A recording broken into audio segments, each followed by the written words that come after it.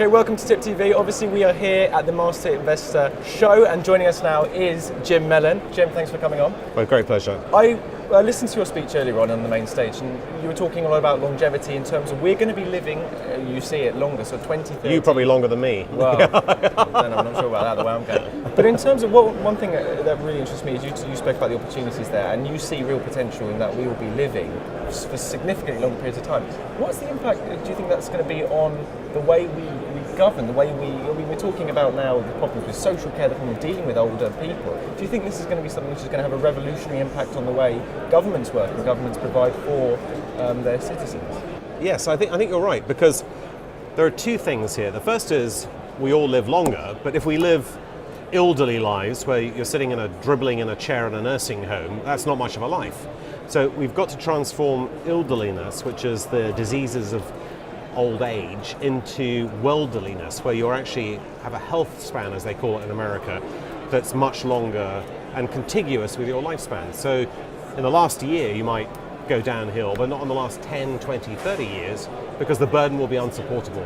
If people have still got Alzheimer's and cardiac disease and diabetes and all those things, and they're living another 30 years, the burden on the state will be unsupportable, and no one's going to pay for it. No one's going to be able to pay for it. So in combination with living longer, we also need to make people's lives acceptable until the point they die. And that's going to be the big trick. And so just to confirm, when you say we're going to be living this period longer, that's going to include living longer without these kind of conditions like Alzheimer's, like dementia, or is it just people are going to be living longer with them and we're going to have the burden of them? I think that we're going to see those conditions eliminated or turned into chronic conditions which are a bit like arthritis, where you can live with it and it's not going to, the drugs are pretty good at keeping it suppressed and so forth. And so number one is cancer. All right. Cancer is the second biggest cause of death in the world. What do you think the number one is? I don't have no idea. You weren't listening to the presentation. It's cardiovascular disease. And people are still dying more from heart disease than they are from cancer. But cancer is almost totally addressable now. And then the third is neurodegenerative disease, and diabetes is the fourth, both of which are metabolic diseases, all right? So if we can address those, which basically account for 65% of all deaths in the world, and put them into a sort of box where they may come back and kill you, but for 10 or 20 or 30 years you're not going to be suffering from them, then that is going to be a huge industry in itself. The next industry are those things I talked about on the stage, which are therapies that exist now or in development, which will add another 15 years to life. So overall, 30 years. Now, you may say, how is that possible? But I can tell you that people in 1900 didn't think that their life expectancy was going to go from 41 to 83 in a century. They didn't believe that would happen, but it did. So we have to have that vision. If we have that vision, we can make tons of money out of it. And in terms of just looking at the government as well, we have a big concern about NHS in the UK, social care. How we're going to fund this? It's a big issue, and a lot of people are wanting a long-term solution to the problems we're facing right now. But so, am I right in thinking that on your assumption, problems associated which we have now in terms of what we predict is going to be the burden we're going to be having as generations get older, you don't see it as such a problem because in the future it's not going to be? I don't. And the reason is that if you look at the NHS budget, I'll ask you a question. What percentage of it do you think goes to buying drugs? A substantial amount. I'll go for 20%. You're hitting me with figures. 10%. 10%. Right. Now, drugs are a displacement factor for the most expensive part of the NHS, which is hospitalisation. Yeah. All right. So, if we can keep people out of hospital by using drugs as displacement, then you can reduce the overall burden of NHS spending. And outside of the NHS is social care spending, which is getting bigger and bigger and bigger as people go into the nursing homes and they dribble away in the last 3 or 4 years in their plastic chairs and have a horrible life. And again, if that can be reduced, and both of those are possible, by the way, then you reduce the overall burden, but you improve the science and you improve everyone's lives, basically. And I think that's where we're at. Let's just move very, very quickly on to Brexit, because obviously you were talking about looking into the ball and predicting the future. In terms of Europe, in terms of what is going to be happening in Europe in the coming year, we've got a couple of with Germany, France elections, we've had the Dutch election, which didn't go as cataclysmic as some people were thinking it could. What do you see happening to the European Union going into these negotiations with the UK? Well, I think the negotiations with the UK will end up being pragmatic, because the UK is 17% of the European Union's GDP, so it's almost a fifth, second only to Germany, which is at 20%, way ahead of France, Italy and Spain.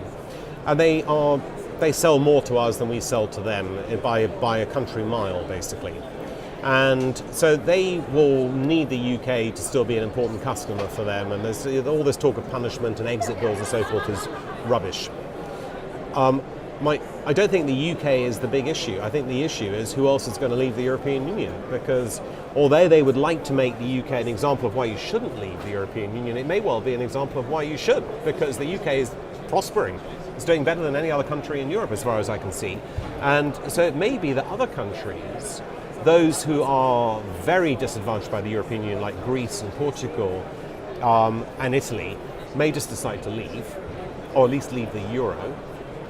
And that other strong ones may say, well, the UK model is not a bad model, maybe we should do that as well. So what I hope is that the euro implodes, which I think it will, and that we all reform into some association of the type that we originally joined, which is a free trading association based on peace and mutual prosperity and integration, but doesn't consist of 28 members with incomes that range from $10,000 a year to $100,000 a year per head, but is like the smaller group that was the original formation of the European Union. And I think that would be a good thing, not a bad thing. And in terms of this talk of a free trade deal, we have a 2-year negotiation period, obviously, when there is hope that there will be some kind of deal at the end of it, or we fall off a cliff into WHO rules. Do you see that even if we did fall over, if we walked away with no deal as opposed to a bad deal, is that a cataclysmic thing for the UK? Well, in some ways I think it's better, because if we go into WTO rules, you're looking at a 4% average tariff, which is irrelevant really for us,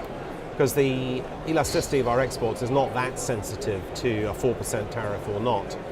The only worry is that, of course, then you have a congestion issue at ports and all that sort of stuff, but they'll work that one out. Remember, they sell much more to us. Germans, car companies, sell 1/5 of all their output to the United Kingdom. Do you think they're going to put up with the... And by the way, if they lose that 1/5, they go bust, because that's the difference between profit and loss.